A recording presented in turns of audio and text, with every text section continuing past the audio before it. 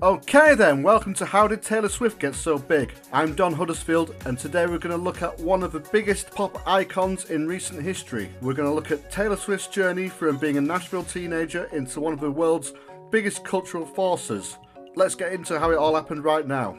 Taylor Swift's career started with a move that set everything else in motion. She left Pennsylvania as a kid and headed to Nashville, hoping to build a career in country music. From the very beginning, she was positioned differently to most artists around her. She wasn't pushed as a powerhouse vocalist or a style icon. She was promoted as an authentic songwriter. Her whole identity was built on personal diary-style storytelling about teenage life, relationships and emotional messiness. In 2006, she released her debut album Taylor Swift through Big Machine Records. Songs like Teardrops on My Guitar and Tim McGraw introduced her main formula, which was all about specific emotions, simple production and hooks based around stories. Then Fearless arrived in 2008 and changed her scale completely. Love Story blended country and pop in a way that crossed radio formats, and You Belong With Me became a global hit.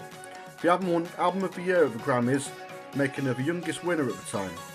By this point, the pattern was already clear. Every release was widening her audience without losing the point of what she did. Speak Now reinforced her reputation as a writer. Then Red in 2012 became the bridge between genres. It mixed country-rooted storytelling with full pop production.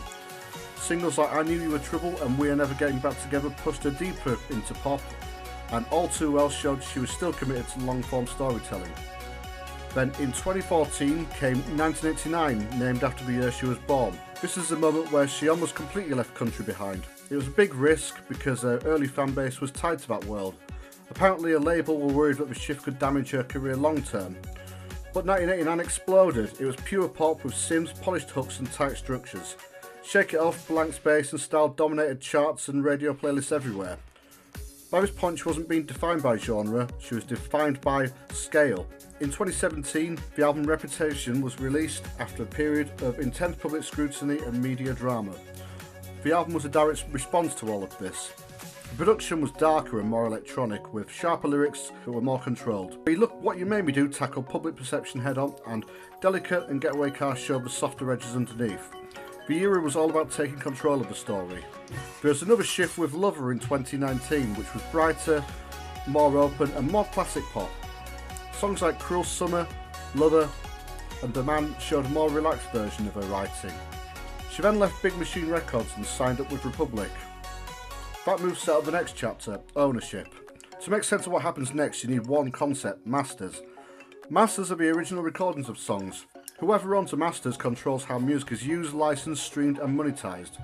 Most artists don't own their masters. Taylor Swift's first 6 albums were owned by Big Machine and then sold to a third party without her involvement or agreement. She lost control of the recordings that built her career. So to respond to this, she started the Taylor's Version project. She started re-recording her early albums, so they're now called things like Fearless, Taylor's Version, Red, Taylor's Version, 1999, Taylor's Version and so on. These new versions were designed to replace the originals whenever they were streamed or played on the TV and radio. The originals were still out there, but with the Taylor's versions, revenue and control was given back to her. Fans were supporting the re-recordings and chose to listen to them on purpose, and they also came with much more material from the vaults, so for every studio album that was re-recorded you got a load more bonus material. Around this time another pattern became impossible to ignore, the way our fans were buying her music. Swifties treat her albums like collectible objects. They buy multiple editions, including alternative covers, deluxe versions, limited artwork editions, exclusive vinyl, colour editions, and so on. This became really visible when she released Midnights in the Tortured Poets Department, with vinyl variants selling out instantly. This helped fuel the vinyl revival. Throughout the 2020s, Swift was consistently one of the top-selling vinyl artists in the world. Throughout the 2020s, Taylor Swift has consistently been one of the top-selling vinyl artists in the world. Retailers report that her releases can shift entire quarters of vinyl revenue. Physical media became part of the experience. Each edition was tied to an era, an aesthetic, or a story. In 2020, she released Folklore and Evermore. These albums moved into indie-inspired storytelling with a focus on fictional characters and quieter production. In 2022, Midnight brought her back to pop with a more reflective tone. Antihero and Lavender Haze focused on self-analysis and long-term perspective. By this point, she was running multiple lanes at once. New albums, re-recorded albums, complex physical media strategies, and full ownership. Then in 2023, the Eras Tour was launched. The show was built around her entire catalogue, as the name would suggest, with each section representing a different period in her career. Instead of promoting one album, she was performing her whole career as a timeline. The scale was unprecedented and stadiums were selling out instantly, with ticket systems crashing. Fans were describing the concerts as overwhelming emotional experiences, and some said that they even had out-of-body experiences when they're watching the shows. There was a massive economic impact, with cities seeing huge spikes in tourism and hotels being booked out within seconds. In 2024, the Torture Points department dropped during the tour and broke streaming records. And in 2025, The Life of a Showgirl became a 12th studio album. There's a big focus on performance, fame, and living under constant attention. Songs like The Fate of Ophelia, Opalite and Elizabeth Taylor were also massive hits around the world.